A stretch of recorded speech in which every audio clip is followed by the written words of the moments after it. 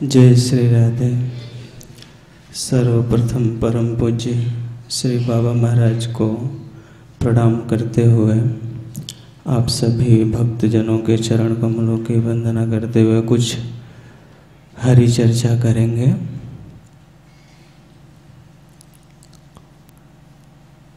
शास्त्रों में और संतों ने भी ऐसा माना है कि यदि किसी को सत्संग की प्राप्ति हो गई है और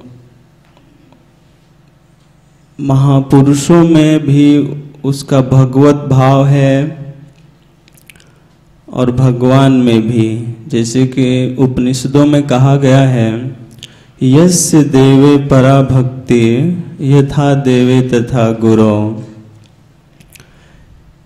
इस भक्ति पथ में या भगवत प्राप्ति में महापुरुषों की जो हमारे सामने विराजमान हैं, उनकी भक्ति ही, उनमें जितनी शरणागति है उतनी ही भगवान में भी है। महापुरुषों की शरणागति ही कसौटी है। जितनी % हमारी गुरु में शरणागति है उतनी भगवान में उससे अधिक नहीं है। तो जो इस कोटि के श्रद्धालु विश्वासी जन होते हैं, उनके लिए तो भगवत प्राप्ति सुलभ है, क्योंकि उनका जो है, भगवान ने कहा है गीता जी के 12वें अध्याय के 8वें श्लोक में कि हे अर्जुन, मयि एव मन आधत्स्व मयि बुद्धिम निवेशय। मेरे में मन को लगा, मेरे में ही बुद्धि को लगा। मयि एव मन आधत्स्व मयि बुद्धिम निवेशय न्यू शिष्यसि मयि एव अत ऊर्ध्वम न संशय। यह प्रतिज्ञा वाक्य भगवान का कि तू मेरे में जब मन को और बुद्धि को लगा देगा तो तू मेरे में ही रहेगा, इसमें कोई संशय नहीं है। और भगवत प्राप्ति की जो 4 सीढ़ियां हैं, उसमें सबसे पहले अखंड स्मरण, सतत भगवत चिंतन पहली सीढ़ी है। तो जिसका अखंड चिंतन हो जाता है गुरुजनों की कृपा से, उसके लिए भगवत प्राप्ति बिल्कुल आसान है। जैसे कि भगवान ने गीता जी के 8वें अध्याय के 14वें श्लोक में कहा है, अनन्य चेता सततम यो माम स्मरति नित्यशः तस्याहम सुलभ पार्थ नित्य युक्त से योगिना। जो अनन्य चित्त से मेरा स्मरण करता है, उस योगी के लिए मैं बिल्कुल सुलभ, मतलब महापुरुष तो यहाँ तक कहते हैं कि उसको मिले हुए हैं भगवान। तस्याहम सुलभ पार्थ नित्य युक्त से, लेकिन वो महाभक्त नित्य युक्त रहता है भगवान से। तो ये श्रद्धालु भक्तों का पथ है। गीता जी में भगवान कहते हैं 4/39 में, श्रद्धावान लभते ज्ञानम। इस ज्ञान को श्रद्धालु पाता है। उसका स्वरूप क्या है? श्रद्धावान लभते ज्ञानम तत्परः संयतेन्द्रिय। तत्क्षण उसी समय गुरुजनों ने जो उपदेश दिया उसके अनुसार वो संयतेन्द्रिय बन जाता है। ज्ञानम लब्ध्वा पराम शांतिम। और उस ज्ञान को प्राप्त करके भगवत शांति रूप एकदम शाश्वत शांति को पा जाता है। उस प्राप्ति के बाद उसको काल भी नहीं छूता। तो ऐसे जो विश्वासी श्रद्धालु हैं, तो गुरु जी ने कह दिया सो कह दिया, बस। अब चाहे भगवान हो या ना हो उसकी भी परवाह नहीं। गुरु कहे सो ही करना, चाहे पड़े नरक में पड़ना। इनके लिए तो ये शास्त्र से एकदम ऊपर उठ जाते हैं। इनके लिए भगवत प्राप्ति एक तरीके से समझिए कि प्राप्त हो गई है। अब चक्कर ये है कि अब हम सब के अंदर इस कोटि की श्रद्धा नहीं है। अगर होती तो अब तक पता नहीं कब के भगवान हमको मिल गए होते, लेकिन हमको भगवान नहीं मिले। इस विषय पे चर्चा करेंगे, जो भी समझ में आएगी कि अब तक हमको भगवान क्यों नहीं मिले। अगर इतनी आसान है भगवत प्राप्ति, जैसे कि बाली ने किष्किंधा कांड में कहा है कि जन्म जन्म मुनि जतन कराही, जन्म जन्म कई कई जन्मों तक साधन करते हैं मुनि लोग, अंत राम कहीं आवत नहीं, लेकिन उनके भी जब अंतिम समय आता है ना तो भगवत स्मरण नहीं आता। तो ऐसे के लिए तो भगवत प्राप्ति बहुत कठिन है। तो अब इस विषय पे चर्चा करेंगे कि भगवत प्राप्ति कठिन अगर नहीं होती तो अब तक हमको भगवान मिल गए होते, और नहीं मिले। इसका कारण क्या है? क्योंकि भगवान राम जी ने कहा है उत्तरकांड में, फिरत सदा माया कर प्रेरा, काल कर्म स्वभाव गुण घेरा। अरे बंदर है, बंदर को तो एक गले में रस्सी बांध के उसको घुमाता है बंदर वाला, लेकिन हम लोगों को तो माया ने चार चार रस्सियों में बांध के घुमा रही है। बंदर तो खोल के काट के भाग भी सकता है, लेकिन हम लोग कहाँ भागेंगे? ये चार चार रस्सियां जो बांधे हुए हैं। तो इसमें काल के क्षोभ से कर्म होता है, उसके अनुसार स्वभाव बनता है, फिर तीनों गुणों की उत्पत्ति होती है। तो अधिकतर आज चर्चा करेंगे स्वभाव पे, कि हमारी जो प्रकृति है, स्वभाव है, ये बहुत दूर तक पीछा करती है। भगवान की प्रकृति अलग है, हमारी प्रकृति जीवों की अलग है। भगवान का भी एक स्वभाव है, हम लोगों का भी एक स्वभाव है। हम लोगों का तो स्वभाव है काम का, क्रोध का, लोभ का, और हम जीव मात्र भगवान की बहिरंगा शक्ति, प्राकृतिक जो मोहिनी माया है, उसके अधीन है, और भगवान अपनी निज स्वरूप शक्ति के अधीन है। जीव माया में बंधा हुआ है, भगवान अपने स्वरूप में रहते हैं सदा। और माइक स्वभाव के कारण ही हम प्रपंच में बंधे हुए हैं।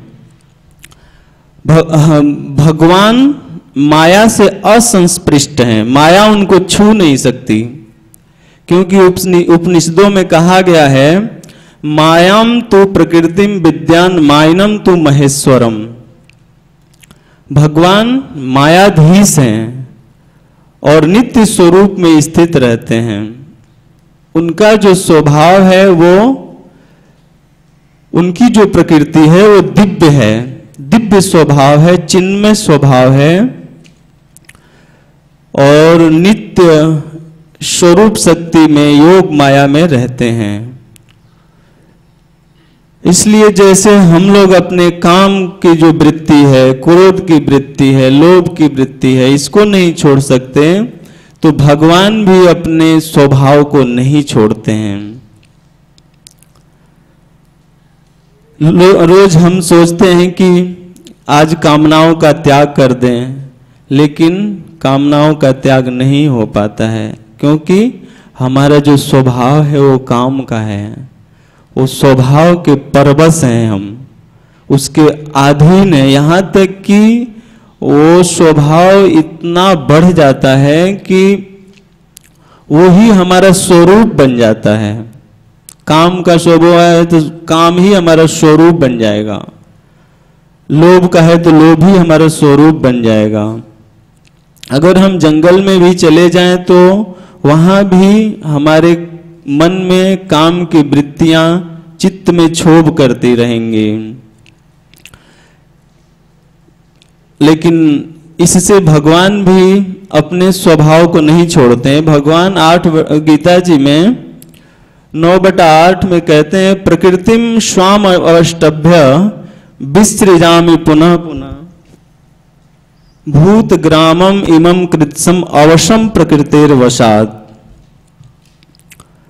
कहते हैं भगवान कि मैं अपने प्रकृति को अधीन करके बार बार ये जो जीव अवश्य प्रकृति के वश में हो करके इसको मैं बार बार रचना करता हूँ, संसार की रचना करता हूँ।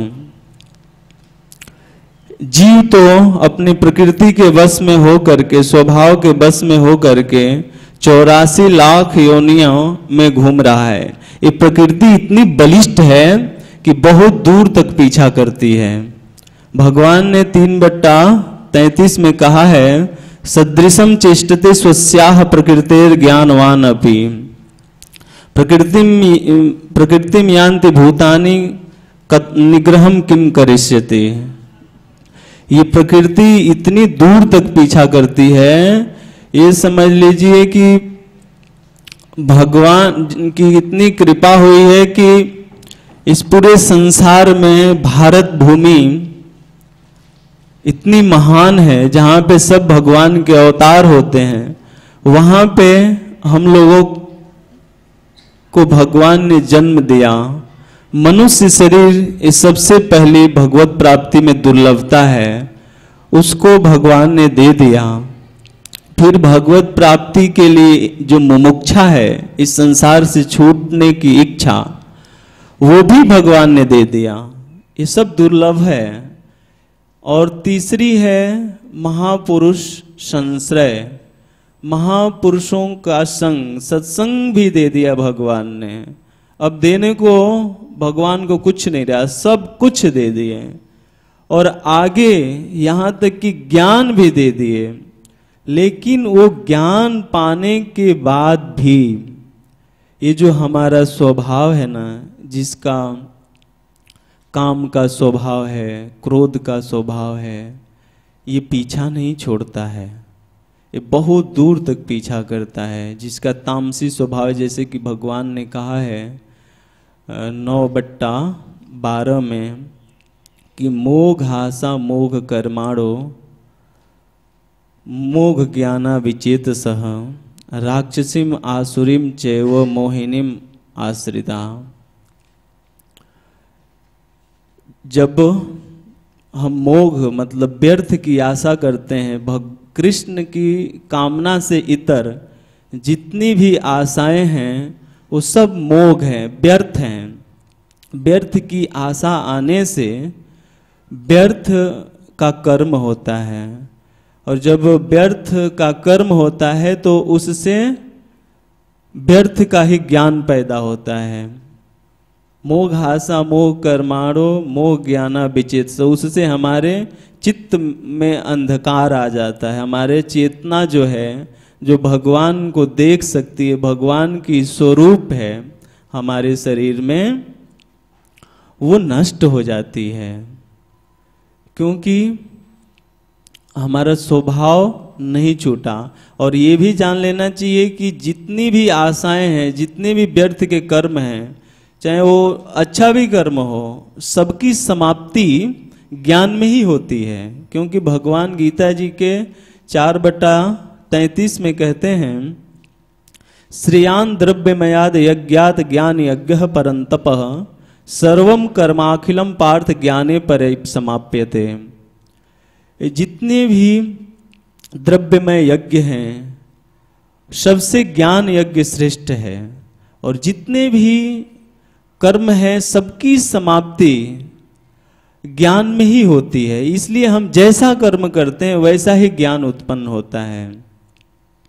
तो ज्ञानवान होने के बाद भी ये जो हमारी प्रकृति है वो पीछा नहीं छोड़ती है, बहुत दूर तक पीछा करती है। भगवान कहते हैं कि राक्षसी जो प्रकृति है, ये 3 बांधने वाली जड़ प्रकृति है, माइक है, कष्ट देने वाली है राक्षसी हिंसा प्रधान प्रकृति होती है, लड़ने झगड़ने मारने पीटने वाली होती है। आसुरी रज प्रधान होती है। आसु सुरमन्ते इति आसुरा। असुर मतलब जो अपने इंद्रियों में प्राणों में ही रमण करता है उसको असुर कहा गया है। वो असुर नहीं, अगर हम भी ऐसा करते हैं तो हम भी असुर हैं। और मोहिनी प्रकृति, ये मोहिनी शुद्धतम है। ये मोहिनी प्रकृति जब आती है तो एकदम अंधकार कर देती है और अपने अंदर ले लेती है, हमारी चेतना बिल्कुल लुप्त हो जाती है। ये इसमें कुछ नहीं करता, जैसे कि गर्भ में बच्चा है तो जेर में बंधा हुआ है, वो कुछ भी नहीं कर सकता, हाथ पैर भी नहीं हिला सकता। तो ये जो तीन प्रकृतियां हैं ये बांधने वाली हैं, इसी में हम सारे प्राणी बंधे हुए हैं। इससे छूट करके अगर किसी भगवत कृपा संत कृपा हो जाए तो इससे जो छूट जाता है, इससे कौन छूटता है? तो चौथी प्रकृति के विषय में भगवान कहते हैं, दैवीम महात्मानस्तु माम पार्थ दैवीम प्रकृतिम आश्रिता भजन्ते अनन्य मनसो ज्ञात्वा भूतादिम अव्ययम। जो दैवी प्रकृति के आश्रित होते हैं महात्मा लोग,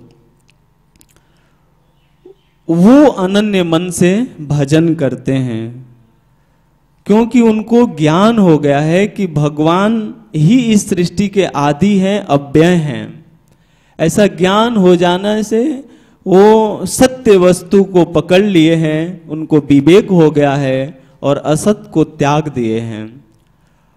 और सत्य को पकड़ने के बाद अनन्य मन से भगवत स्मरण करते हैं। तो वो दैवी प्रकृति वाले तो भगवत प्राप्ति शीघ्र ही कर जाते हैं, उनको देर नहीं लगती।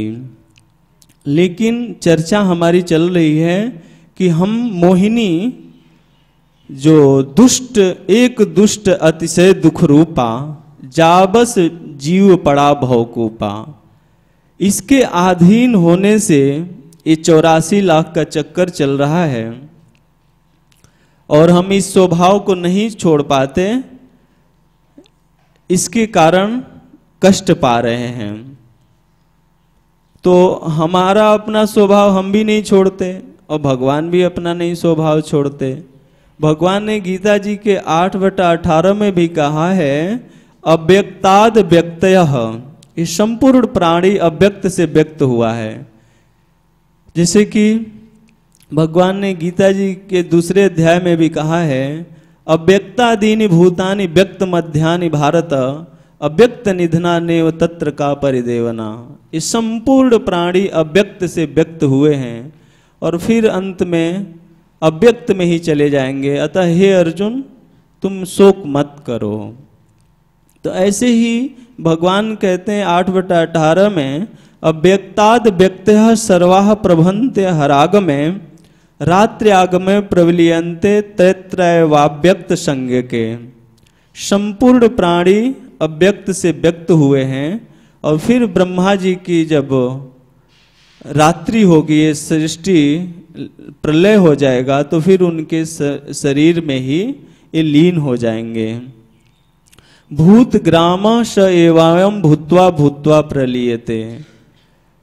जितने प्राणियों का समूह है अपने अपने स्वभाव के अनुसार लीन हो जाते हैं और रात्रि आगमे अवशः अपने प्रकृति के वशीभूत होकर के पार्थ प्रभवन्ते हरागमे, फिर इनको मैं वैसे ही रचता हूँ।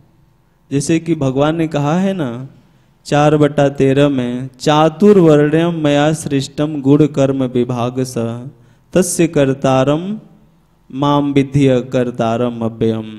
ये पूरी सृष्टि चातुर्वर्ण है। भगवान ने चारों वर्णों के हिसाब से ही पूरी सृष्टि की रचना की है, त्रिगुणमय है। उनके गुण और कर्मों के अनुसार भगवान रचना कर देते हैं। आज संसार में जो उथल पुथल या जितनी भी गड़बड़ियां पैदा हो रही हैं, शास्त्र ज्ञान न होने से, और यहाँ तक कि लोग इसीलिए चातुर्वर्ण चारों आश्रम भगवान ने बनाए थे। आज संसार में लोग अतिक्रमण कर रहे हैं, भगवान की आज्ञा को ना पालन करने के कारण ही सारी आपत्तियां विपत्तियां संसार में बढ़ रही हैं। इसके हिसाब से भगवान ने इस सृष्टि की रचना की है, और जो भगवान की आज्ञा है वैसे ही करने से इससे छूट सकते हैं। लेकिन ये प्रकृति जो हमारा स्वभाव बहुत प्रबल है, इसको काली नाग ने भी भगवान से कहा है कि हे प्रभु, वयम खला सहोपत्या तमसा दीर्घमन्यवः स्वभावो दुस्त्यजो नाथ लोकानाम यद असद अग्रह। हे प्रभु, हम तो सर्प हैं, काले सर्प को मार दो ना तो वो बच जाएगा, तो 12 वर्ष के अंदर तक वो 12 वर्ष तक भी बदला लेता है। तो काली नाग कह रहा है कि स्वभाव दुस्तेजो, हे प्रभु स्वभाव का त्याग बहुत ही दुस्तज है, हम तो तामसी हैं, दीर्घमन्यवा, बहुत काल तक क्रोध में रहते हैं, जलते रहते हैं, उससे छूट नहीं सकते हैं। लेकिन संसार में भी लोग इस अपने स्वभाव को नहीं छोड़ पाते हैं। जो स्वभाव को संसार में छोड़ देता है, स्वभाव को छोड़ना ही माया से छूटना है। लेकिन साधन कोई 1000 कर ले, ये स्वभाव जो है ना प्रकृति, ये तो एकदम भगवत कृपा हो जाए और महापुरुषों की कृपा हो जाए, और प्रकृति हमारी एकमात्र भगवत शरणापन होने से और भक्ति से ही प्रकृति बनती है दैवी, अन्यथा और किसी साधन से नहीं बनती है। क्योंकि काकभूषुंडी जी कहते हैं उत्तरकांड के 121वें दोहे में कि कोई नेम धर्म आचार तप ज्ञान योग जप दान भेषज पुनि कोटिन किए नहीं रोग जाए हरिजान। हे गरुड़ जी, ये जो नियम है, धर्म है, यज्ञ है, सदाचरण है, ये करोड़ों इस भवरोग को नाश करने की औषधियां हैं। इन सभी दवाओं से ये रोग दूर नहीं होता, इन साधनों से हमारी प्रकृति दैवी नहीं बन सकती, ये काम नहीं करते। यानी हम साधन से इस प्रकृति को नहीं जीत सकते। तो जैसे हम अपने काम क्रोध लोभ की जो प्रकृति है नहीं छोड़ सकते, वैसे ही भगवान भी अपने स्वभाव को, अपनी प्रकृति को नहीं छोड़ सकते। लेकिन भगवान का जो स्वभाव है, जो उनका स्वरूप है, वो चिन्मय है। जैसे संतों का भी स्वभाव दया का है, तो संत भी अपने दया के स्वभाव को नहीं छोड़ सकते। जैसे कि एक संत भगवान नदी में स्नान कर रहे थे और स्नान करके सूर्य भगवान को अर्घ दे रहे थे अंजुलि से, लेकिन उतने में वो देखे कि एक बिच्छू बहा जा रहा है, तो उनको दया आ गई कि ये मर जाएगा डूब के जल में, इसको मैं बाहर फेंक दूं। तो वो उसको उठा के और फेंकना चाहे तो डंक मारा तो बिच्छू का जो डंक होता है हाथी को भी हिला देता है। सर्प तो ऐसे होते हैं कि काट दिया तो वो हमको पता भी नहीं पड़ेगा, एकदम सो जाएंगे।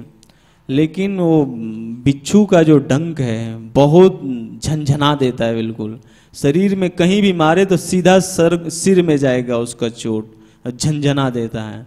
ऐसे ही वो मार दिया तो झंझना गया उनका हाथ, वो बिच्छू फिर छूट गया, फिर बहने लगा, फिर संत भगवान उठाए। ऐसे 2-3 बार उनको मारा, लेकिन अंत में संत भगवान दया के कारण उस बिच्छू को बहुत बेग से उठा करके और फेंक दिए बाहर। बिच्छू तो बच गया, लेकिन संत भगवान वहीं पे बेहोश हो गए, मूर्छित हो गए। तो महान कष्ट सह के भी संत भगवंत अपने स्वभाव को नहीं छोड़ते, क्योंकि जीव तो अज्ञान में भूला हुआ है, एक कष्ट पा रहा है, लेकिन संत भगवंत इस संसार में जीव मात्र के सच्चे हितैषी हैं। वो अपना स्वभाव नहीं छोड़ सकते। जैसे कि भगवान ने वहाँ पे उत्तरकांड में प्रजाजनों ने कहा है कि जग जुग उपकारी तुम तुम्हार सेवक सुरारी। हे राघवेंद्र, इस संसार में तो एकमात्र अहेतुक कृपा करने वाले दो ही हैं, एक तो आप और दूसरे आपके भक्त। तो हम जैसे स्वभाव नहीं छोड़ते, वैसे भगवान भी अपना स्वभाव नहीं छोड़ते। हम बार बार अपनी प्रकृति के वश में होकर के और प्रलय के बाद अपने स्वभाव के परवश हुए ही लीन हो जाते हैं, लेकिन भगवान भी अपने स्वभाव को नहीं छोड़ते। उनका स्वभाव क्या है? प्रकृतिम स्वाम अवष्टभ्य विसृजामि पुनः पुनः भूत ग्रामम इमं कृत्स्नम अवशम प्रकृतिर वसात। ये प्रकृतिर वसात शब्द प्राणी मात्र के लिए है।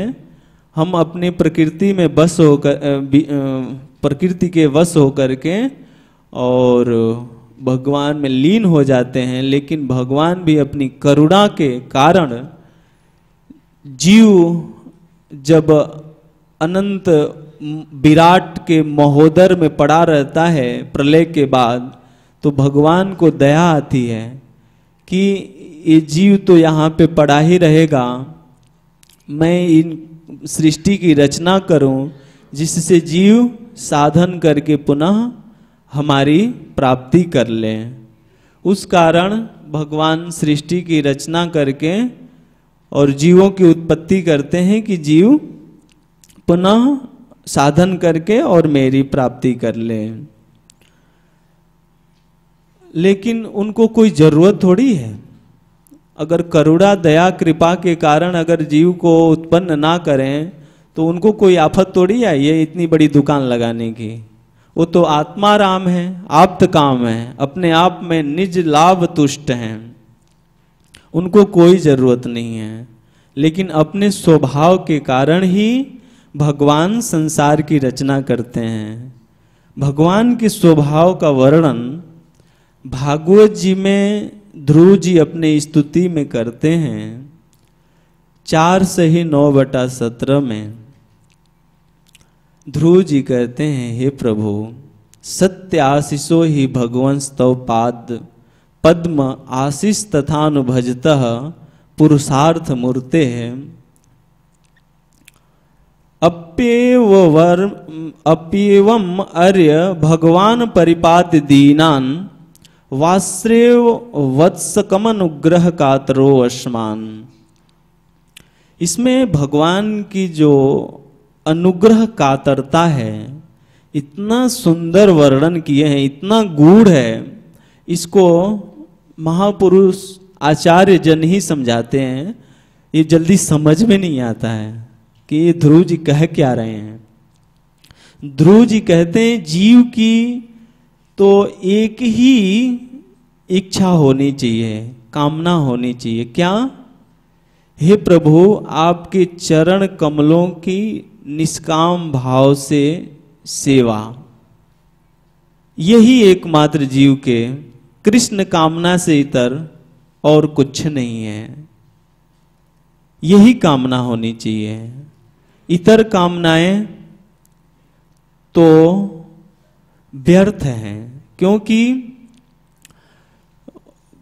देवताओं ने जब स्तुति की, भगवान जब मथुरा में प्रकट हुए तो उन्होंने भगवान के सत्य स्वरूप के 9 बार वहां पे वर्णन किया गया। तो उसमें एक सत्य आता है, सत्य परम।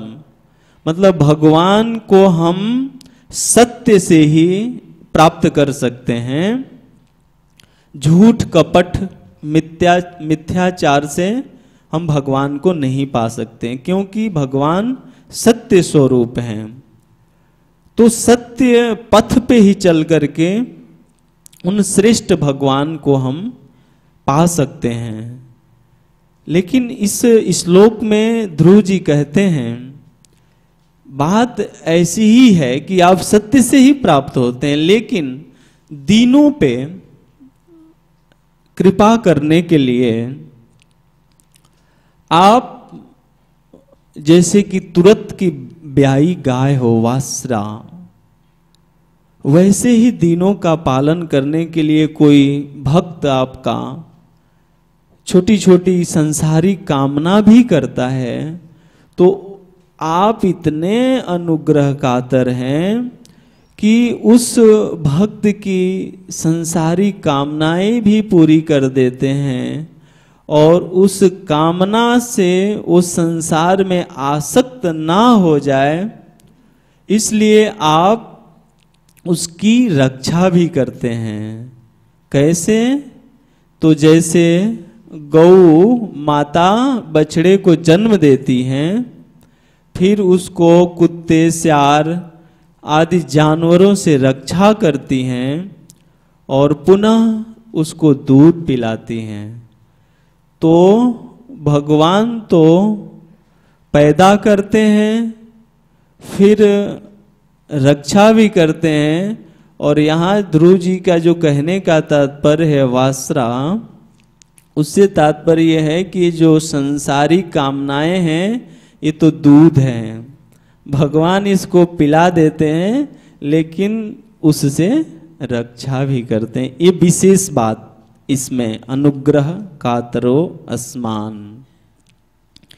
अब यहाँ समस्या ये आती है कि एक तरफ तो ये ध्रुव जी ने ये कह दिया संसारिक कामना, जबकि शास्त्रों में ऐसा वर्णन आया है कि जहां काम तहाँ राम नहीं, जहां राम नहीं काम, तुलसी कहूं कैसे रहे रवि रजनी एक ठाम। जहां पे काम है वहां पे प्रभु नहीं है, और जहां पे प्रभु है वहां पे काम नहीं है, क्योंकि काम का नित्य भगवान ज्ञान का काम नित्य वैरी है। क्योंकि भगवान ने कहा है आवृतम ज्ञानम एतेन ज्ञानिनो नित्य वैरिणाम काम रूपेण कौन्तेय दुष्पूरेण अनलेन च। ये काम ज्ञान का नित्य वैरी, नित्य वैरी उसको कहते हैं कि जहाँ पे सूर्य का प्रकाश है वहाँ पे रात नहीं है, जहाँ रात है वहाँ सूर्य नहीं है। दुष्पूर अनलेन है, अनल है। नास्ति अलम इति अनलम।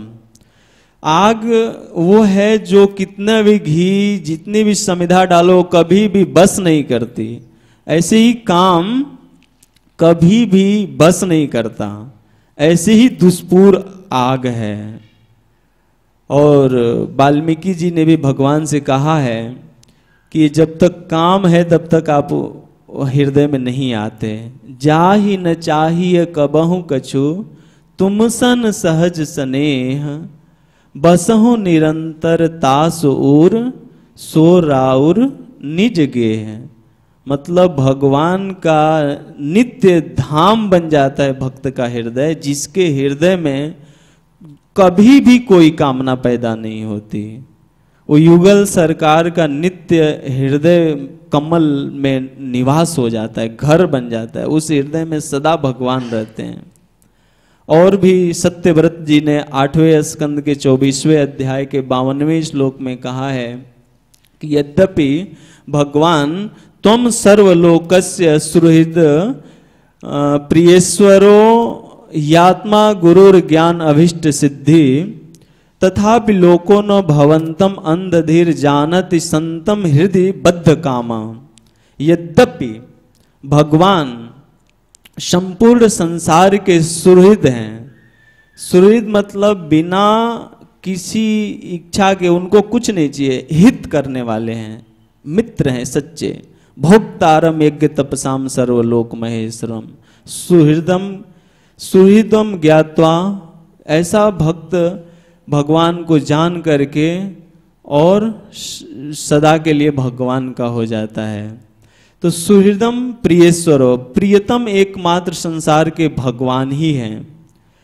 इस भगवान संसार की आत्मा भी भगवान है, गुरु भी भगवान है, और गुरु से जो प्रदत्त ज्ञान है, अभिष्ट सिद्धि है, सब कुछ भगवान है। तथापि लोको न भवंतम अंधधीर जानन्ति। ऐसा होने पर भी सदा हमारे हृदय में अच्छत अविकारी रूप से नित्य हमारे हृदय में भगवान होने के बाद भी हम भगवान को क्यों नहीं देख सकते, क्यों नहीं पा सकते? तो सत्यव्रत जी कहते हैं कि हमारी जो बुद्धि है जिससे हम भगवान को देखेंगे वो अंधी हो गई है। क्यों अंधी हो गई है? तो हृदय बद्ध कामा, इस संसारी कामना, काम जो हमारे हृदय में है, इससे हमारी बुद्धि अंधी हो गई है, और उस अंधी बुद्धि से हम भगवान को नहीं देख सकते। तो बड़ा चक्कर है भाई, भगवान फिर कैसे देखे जाएंगे? हमारी आंख फूट गई है।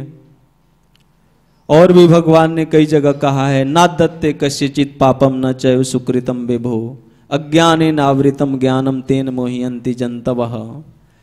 भगवान हमारे हृदय में हैं, हमारे पाप पुण्य से असंस्पृष्ट हैं, लेकिन वो हमारे पाप पुण्य को नहीं देते। लेकिन अज्ञान के कारण ही हमारा ज्ञान ढक गया है, उसी से हम मोहित होकर के और भगवान को दोषी मान लेते हैं। यहां अज्ञान से तात्पर्य कामना है। अबे और भी रूप गोस्वामी जी ने कहा है यहाँ पे भक्ति रसामृत सिंधु में, ये बहुत बेजोड़ बात कहते हैं कि अन्य अभिलाषिता शून्यम, अन्य सभी अभिलाषाओं से जो शून्य हो जाता है, और ज्ञान कर्माद्य अनावृत, ज्ञान कर्म से जो आवृत नहीं होता, और सदा अनुकूलेन कृष्णानुशीलनम, अनुकूल भाव से भगवान कृष्ण की सेवा सेवन करता है, वही भक्ति धर्म का ज्ञाता है, वही भक्ति पथ पे है। अब यहाँ तक तो ये शास्त्रों ने निर्णय किया, भागवत जी के प्रमाण दिए, गीता जी के, और जो अपने ब्रज के रसिक भगवत प्राप्त संत हैं उनके प्रमाणों से ये पता पड़ा कि भगवान जब तक हृदय में काम है तब तक हमको भगवान नहीं दिखाई पड़ेंगे। लेकिन इन शास्त्रज्ञों, शास्त्रों से ऊपर की बात कह गए ध्रुव जी, इनसे बहुत आगे, अनुग्रह कातरो अस्मान, यानी भगवान इस कामनाओं को, तुच्छ कामनाओं को भी पूरा करते हैं। क्योंकि भगवान ने गीता जी में कहा है ना 7/14 में, चतुर्विधा भजन्ते माम ये जना परुपासते आदतो जिज्ञासुर अर्थार्थी ज्ञानी च भरतर्षभ।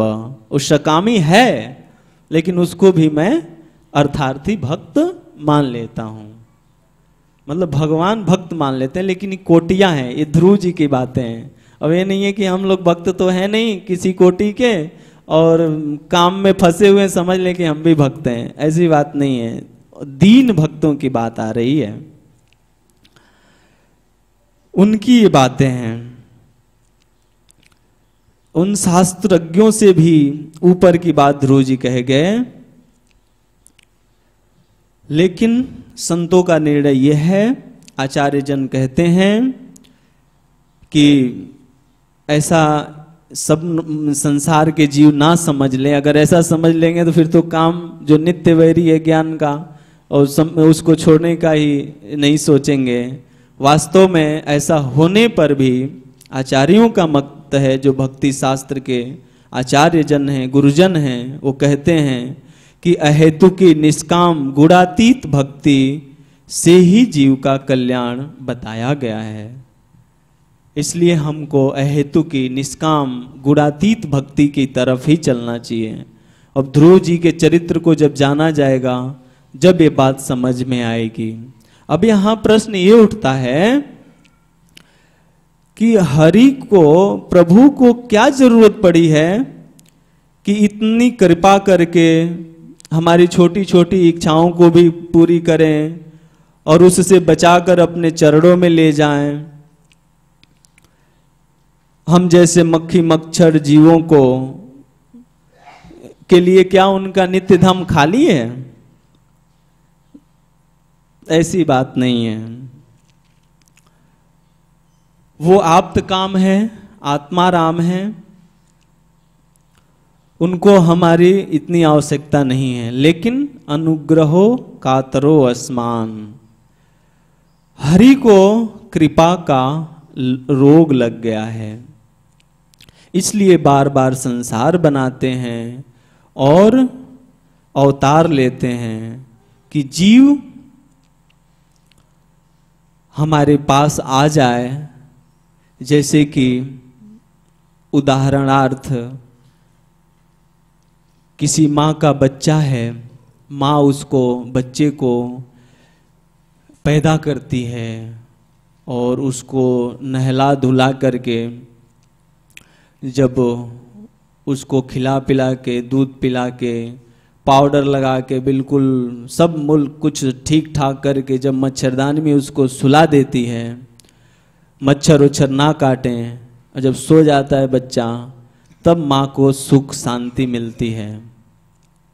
ऐसे ही भगवान जब संसार बना दिए तो देखे कि अब भी जीव हमारी तरफ नहीं आया, हमको नहीं पा सका, तो करुणा करके भगवान पुनः अवतार लेते हैं, बार बार अवतार लेते हैं, अनेकों प्रकार की लीलाएं करते हैं।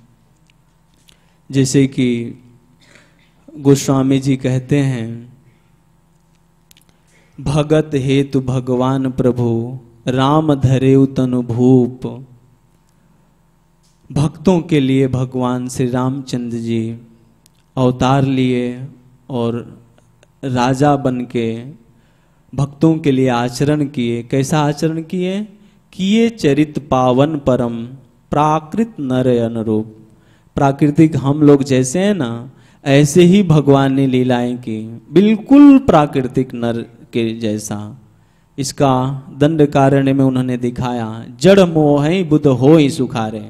इस लीला को देख करके तो जड़ जिनकी बुद्धि है, जिनकी बुद्धि ये निर्णय कर चुकी है कि ये तो मनुष्य हैं। जैसे कि भगवान ने दुर्योधन के यहाँ जब शांति दूत बन के गए थे, तो भगवान को ही वो बंदी बनाने लगा। तो भगवान को क्या बंदी कोई बना सकता है? अनंत हैं, उनको कोई बांध सकता है? वो अलग बात है कि प्रेम के वश होकर के और यशोदा मैया के रस्सी में बंध जाए, लेकिन उनको कौन बांध सकता है? वो बांधने लगा तो भगवान ने विराट रूप दिखाया, तो वो उसके लिए तो कह रहा है कि माया दिखा रहा है वासुदेव, तो उसके लिए माया दिखा रहे हैं। लेकिन भक्त तो जानते हैं जड़ मोह है, जड़ दुर्योधन जैसे जो होते हैं वो महापुरुषों की और भगवान की लीलाओं से मोहित हो जाते हैं। लेकिन बुद्ध जो बुद्धिमान है, जिनको विवेक है कि नहीं चिदानंदमय देह तुम्हारी, ये तो साक्षात भगवत तनु भगवान ही है, भगवान के शरीर हैं, तो वो तो लीला को देख करके आनंदित होते हैं। और एक बात और सोच लेना चाहिए कि ये पूरे संसार में, पूरे ब्रह्मांड में एकमात्र जो देखने लायक हैं वो महापुरुष या भगवान ही हैं, और कोई देखने लायक नहीं है। क्योंकि महापुरुषों का जो भगवान का आचरण होता है वो परहित के लिए होता है, जीवों के कल्याण के लिए होता है। यद यद आचरत श्रेष्ठ तत् तद एवेतरो जना स यद प्रमाणम कुरुते लोकस तदनुवर्तते। वो जो आचरण करते हैं, जो कुछ भी करते हैं, स्थित प्रज्ञ हैं, वो भगवान में हैं, भगवत स्वरूप हैं। वो जो कुछ भी करते हैं वो अपने लिए नहीं करते हैं, जो कुछ भी करते हैं जीव के कल्याण के लिए करते हैं, और जो करके वो प्रमाणित कर देते हैं।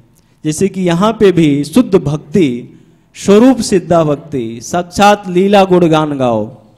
जैसे कि द्वापर में श्री जी की जो गोपियां परिकर थे, वो साक्षात ब्रज उपासना क्यों श्रेष्ठ है? क्योंकि साक्षात भगवान की लीला गुणगान ही श्रेष्ठ भक्ति है।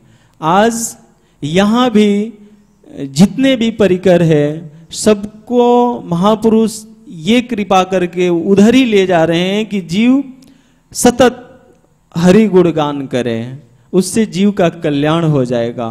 तो ऐसे जो करुणावान महापुरुष होते हैं, करुणा से जिनका हृदय लबालब भरा होता है, उनकी हर क्रिया जीव के कल्याण के लिए होती है। और हम इसलिए कह रहे हैं कि आज से इस यात्रा से पहले जब बाबा महाराज का स्वास्थ्य कुछ ठीक नहीं रहा, यात्रा के बीच से उनको जाना पड़ा, तो जब से मैं आया हूँ यात्रा में, जब से चलता हूँ तो बाबा के पीछे पीछे माइक के साथ चलता था। मैं उस यात्रा में भी पीछे पीछे था। एक बार तो मन करता था कि मंदिर पे चलें, लेकिन मंदिर पे क्या करेंगे, यहाँ भी बाबा नहीं थे। तो बाबा सामने ठाकुर जी के पास भी नहीं थे। तो सोच सोच करके, ये बातें कहने की नहीं है लेकिन कही देनी चाहिए, जो बातें आ जाएं वो रखनी नहीं चाहिए। बार बार यही याद आती थी कि बाबा महाराज जब सामने हमारे रहते हैं तो उनकी हर क्रिया से हमको शिक्षा मिलती है, देख देख कर प्रफुल्लित होते हैं, कुछ ना कुछ मिलता है। अब उस समय कोई ऐसा नहीं दिखता था कि जिसके आचरण को, जिसकी क्रियाओं को हम देख करके और कुछ शिक्षा लें।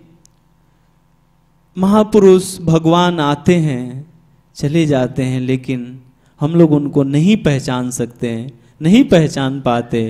इस कारण हम 84 लाख में कष्ट पाते रहते हैं और पाते रहेंगे। तो देखने लायक, सीखने लायक, जन्म कर्म च में दिव्यम एवं यो वेत्ति तत्वतः, जो भगवान या महापुरुषों के जन्म कर्म, जो लीलाएं, जो कुछ भी करते हैं दिव्य मान लेता है, उसको ऐसा जान लेता है उसका पुनर्जन्म नहीं होता। इस कारण भगवान अवतार लेते हैं और वेद शास्त्र पुराण अनेकों रचना करते हैं कि जीव को मैंने रचना की, अभी नहीं आया तो मैं अवतार लेता हूं। अनेकों लीलाएं करते हैं ताकि अभी भी जीव आ जाए। वेद शास्त्र बनाते हैं फिर भी जीव नहीं आया। तो प्रश्न यहां उठता है कि इतना खटरा करने की क्या जरूरत है? भगवान सत्य संकल्प है, चाहे तो संकल्प कर लें और उसी से जीव उनके पास पहुंच जाएगा। तो ये बात नहीं है। जैसे कि भगवान इतना खटरा क्यों करते हैं, तो इसको उदाहरण संसारी रूप से समझ लीजिए कि जैसे कि एक कोई दुकान खोला, तो दुकान में पहले सोचा कि गेहूं, जौ, चावल, दाल ये रखा जाए। जब दुकान उसकी चल पड़ी तो वो सोचा कि और भी बढ़ाना चाहिए, तो टिकली, बिंदी सब कुछ उसने भर दिए। अब जिसको जो चाहिए उसको सब मिलेगा। ऐसे ही भगवान अवतार लिए, शास्त्र, वेद, पुराण सब बनाए कि जिसको जैसे भी हो, कैसे भी हमारी तरफ जीव किसी भी माध्यम से आए, खींच जाए और मेरे को प्राप्ति कर ले।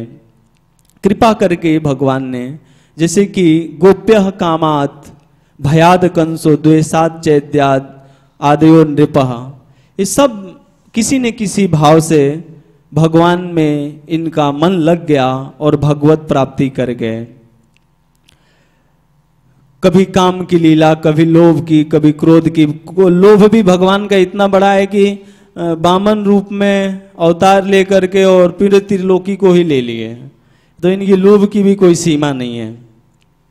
और एक प्रश्न आता है कि जैसे रास में इतना नाचा कूदी करने की क्या जरूरत है भगवान को? वो संकल्प करते हैं और भगवान के पास जीव चला जाता। तो यहाँ पे जो हमको कहना था, बाबा महाराज जी के सत्संग से जो सुना है हमने, ये बहुत ही हम लोगों का विषय तो नहीं है, ये महापुरुषों के चिंतन से उद्धृत हीरे मोती हैं, समुद्र रूपी उस अथाह सागर से निकले हुए। तो कहने का जो तात्पर्य है वो यह है कि भगवान लीला क्यों करते हैं, रास क्यों रचाते हैं, माखन चोरी क्यों करते हैं। ग्वालिन मन इच्छा करी पूरन, भाजे ब्रज की खोरी, प्रथम करी हरि माखन चोरी। ये ऐसा क्यों करते हैं ठाकुर? जो आत्मा राम है, न में पार्थास्ति कर्तव्यम त्रिषु लोकेषु किंचना। उनको तीनों लोकों में कुछ भी कर्तव्य नहीं है, फिर भी करते हैं। किस लिए करते हैं? तो उसका कारण बहुत ही गोपनीय है और गूढ़ है। क्योंकि भगवान अकारण कृपा करते हैं। सबसे पहले जान लेना चाहिए भगवान कौन है। तो भगवान सच्चिदानंद रूप हैं, अनंत जिनके अंदर सत्ता है, अनंत जिनके अंदर चिद ज्ञान है, अनंत आनंद है, वही भगवान है। और उनका अंश होने के कारण जीव में भी वही सत्ता, क्रिया करने की शक्ति, ज्ञान और आनंद है। लेकिन वो जैसे कि भगवान ने गीता जी के 15/7 में कहते हैं, मम एवांशु जीव लोके जीव भूता सनातना। ये मेरा ही अंश है, जीव सनातन है, ईश्वर अंश जीव अविनाशी, चेतन अमल सहज सुख राशि। सहज सुख की राशि, चेतन है, अमल है। और लेकिन उस जो क्रिया शक्ति है, जो सत्ता है, उसको इस संसार में असत में लगा देता है। जो ज्ञान है उसको हम लोग संसार के धन भोग कामनाओं में लगा देते हैं। और जो आनंद है, वो जो प्रेम है हमारे हृदय में थोड़ा सा, उसको असत वस्तुओं के, असत संसार में जो माइक संबंध है, इसमें हम लोग प्रेम करते हैं। ये उसकी दिशा जो हमारी है वो गलत जगह हो गई है। उस दिशा परिवर्तन के लिए भगवान सतत चिंतन करते रहते हैं। उसी के लिए भगवान अवतार लेते हैं, क्योंकि भगवान जीव की जो सत्ता है उसको नष्ट नहीं कर सकते, क्योंकि उनका अंश है। जैसे कि उपनिषदों में कहा गया है, यथा प्रदीप्ता पावकात सहस्त्रास उस्फिलिंगा। जैसे कि प्रदीप्त अग्नि जो है उससे अनेकों चिंगारियां निकलती रहती हैं, वैसे ही भगवान से ये जो उनका अंश है, ये चिंगारी अणु चैतन्य है, अनंत जीव निकलते रहते हैं। और उस चिन्मयता को, उसकी सत्ता को भगवान भी नष्ट नहीं कर सकते। अगर ऐसा होता तो भगवान ये क्यों कहते हैं, न त्वेवाहम जातु नासम। 2/12 में कहते हैं, न त्वेवाहम, हे अर्जुन, न त्वेवा अहम। ना तो ऐसा ही है कि तू किसी काल में नहीं था या मैं नहीं था। न त्वेवाहम जातु नासम न चैव जनाधिपः। और ऐसा भी नहीं है कि ये राजा लोग कभी नहीं थे। न त्वेवाहम जातु नासम न चैव जनाधिपः न सर्वे वयमतः परम। ऐसा भी नहीं है कि आगे हम सभी नहीं रहेंगे। यानी जब भगवान के रामकृष्ण के अवतार जितने भी हुए, उस समय भी हम सब थे, अभी भी हैं और आगे भी रहेंगे। लेकिन भगवान जबरदस्ती नहीं कर सकते, क्योंकि ये जीव भगवान का अंश है। न जायते मृते वा कदाचिन नायम भूत्वा भविता वा भूय अजो नित्य शाश्वतो अयम पुराणो न हन्यते हन्यमाने शरीरे। जो ये जो हन्यते, जो शरीर का विनाश होता है, ये जीव तो नित्य है, अजो नित्य, अजन्मा है, अजो नित्य, शाश्वत है, पुरातन है, सदा से है। इसलिए इसकी सत्ता को भगवान भी खत्म नहीं कर सकते। इसलिए भगवान अवतार लेते हैं और इतनी मीठी लीलाएं करते हैं कि जीव हमारी तरफ आ जाए।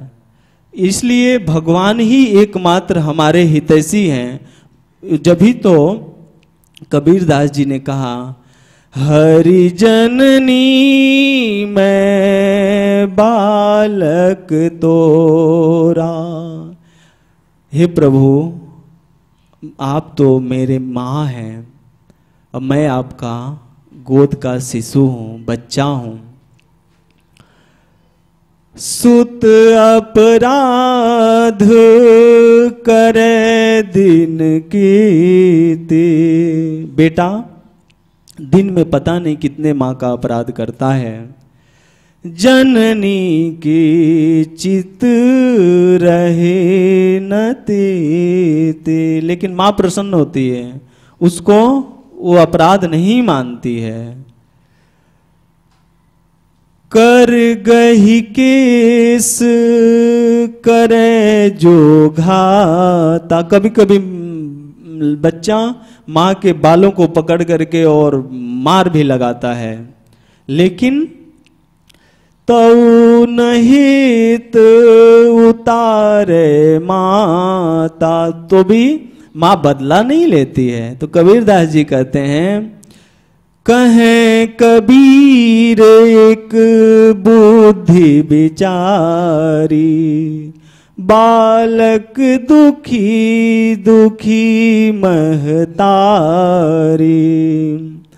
कबीरदास जी कहते हैं कि मेरी बुद्धि ने विचार किया है कि भगवान इतने माँ की तरह हितैषी हैं कि जब उसका बेटा दुखी रहता है तो भगवान भी दुखी रहते हैं। उस दुखी होने के कारण ही तो भगवान आते हैं, अवतार लेते हैं। क्योंकि भगवान ने कई बार कहा है इस बात को शास्त्रों में, जैसे कि मानस जी में भी कहा है कि नारद मुनि से भगवान राम कहते हैं, सुन मुनि तो ही कहूँ सहरोसा, भजहि जे मोहि तजी सकल भरोसा, करहूँ सदा तिनकी रखवारी, जिमि बालक राखहि महतारी।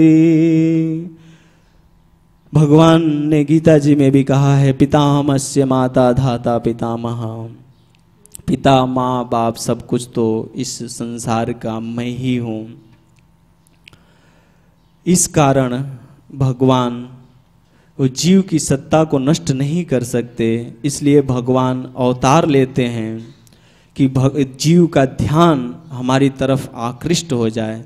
जैसे कि भगवान ने भागवत जी के 10:33-37 में कहते हैं, अनुग्रहाय भूतानां मानुषम देहम आस्थितः तादृशी क्रीडा याह श्रुत्वा तत्परो भवेत्। अनुग्रह करके भगवान ने अवतार लिया, जिससे और इतनी मीठी लीलाएं किए कि जिसको सुनने से जीव का मन तत्पर भगवत परायण हो जाए। इतनी करुणा किए कि भगवान अवतार लिए, उससे भी जीव नहीं पाया उनको, तो भगवान वेद शास्त्र वेदव्यास जी के रूप में अवतार लेके बनाए, उससे भी जीव नहीं पाया। और क्योंकि वेदों शास्त्रों में इस सकामी घुस गए तो सकामता से थोड़ी भगवान मिलेंगे, और उसमें सकाम उपासना सिखाने लगे, उससे भी नहीं पाया। तो भगवान ने आचार्यों को भेजा, जाओ और जीवों को उपदेश करो, उससे वो आ जाएं। तो संप्रदाय बनाए आचार्यों ने आकर के, लेकिन अब कई संप्रदाय हो जाने से आपस में ही लोग आलोचना एक दूसरे की, राग द्वेष उसमें भी भड़क पड़ा, तो वैष्णवी माया घुस पड़ी, तो उससे भी जीव नहीं पाया। क्योंकि संप्रदाय इसलिए बना था कि भगवान शंकराचार्य जी कहते हैं, सर्वम खलविदम ब्रह्म, संपूर्ण संसार एकमात्र ब्रह्म है। गोस्वामी जी कहते हैं कि सिया राम मैं सब जग जानी, करऊं प्रणाम जोर जुग पानी, सर्वस्य चाहम हृदय सन्निविष्टो, मत्तः स्मृति ज्ञान अपोहनम च। अनेकों बार भगवान ने कहा है, वासुदेवम सर्वमिति स महात्मा सुर दुर्लभा। संप्रदाय इसलिए बनाया गया था कि जीव सब जगह भगवान का दर्शन करे, लेकिन वहां भी राग द्वेष घुस गया और पेपरों में रोज आने लगा कि ये महात्मा इनका विरोध करते हैं, इनकी आलोचना, तो उससे भी नहीं हुआ। तो भगवान ने करुणा करके धाम प्रकट किया, उससे भी जोरदार नाम प्रकट किया। कली पावना अवतार, करुणा के लिए ही भगवान स्वयं चैतन्य महाप्रभु जी के रूप में अवतार लिए। उन्होंने शिक्षाष्टकम में ये कहा, नाम नामकारी बहुधा निज स्वरो शक्ति तत्रार्पिता नियमिता स्मरणे न काला। नाम नामकारी जितने भी भगवान के नाम हैं वो सब अप्राकृतिक हैं। गोविंद, गोपाल, जितने भी नाम है सब अप्राकृतिक हैं। भगवान ने उन सब अप्राकृतिक नामों में भगवान के अंदर जितनी भी शक्ति है, जितने भी गुण हैं, सब भगवान ने उन नामों में रख दिया कि इससे भी भगवत प्राप्ति हो जाए। तो ये भगवान की ये सब करुणा का फल है। तो जब ऐसी निष्ठा हो जाए, भगवान अनुग्रह करके ऐसा करते हैं। मंदिर बनवाए तो उसमें भी पंडा पुजारी सब वहाँ पे बिजनेस शुरू हो गए, इतने पर्ची काटो, ये पड़ रहा। तब जब ही तो कह दिए कबीरदास जी ने, मंदिर में मूर्त हुए बैठी। मंदिर में मूर्ति भी वो हमारे लिए वो कल्याण नहीं कर सकती। इसलिए अंत में भगवान नाम ही सत्य है और भगवान नाम का सहारा लेने वाला सब कुछ प्राप्त कर जाएगा। इसलिए हमको भगवत नाम, भगवत आश्रय सदैव लेना चाहिए, क्योंकि इस जगत के एकमात्र शरण भगवान ही हैं। और वो शरण में कई गुण होते हैं और वो शरण ठीक जगह पे शरणागति हमारी अगर हो जाए तो जिस समय हमारी शरणागति ठीक समय हो जाएगी और ठीक जगह पे हो जाएगी, उसी समय हमारा कल्याण हो जाएगा। यहां तक कि अगर हमारी शरणागति ठीक जगह पे नहीं हुई तो कल्याण नहीं होगा। अगर हम चाहे ईश्वर भी हैं, हमारी शरणागति ठीक जगह पे नहीं हुई तो हमारा कल्याण असंभव है। शरण हम जिनकी ले रहे हैं वो शरण में योग्यता होनी चाहिए। जैसे कि भगवान राम साक्षात भगवान हैं, लेकिन वो भी जड़ समुद्र की जब आश्रय लिए, शरण लिए, तो उनका भी जो आराधना शरण थी वो उतनी सफलता नहीं मिली।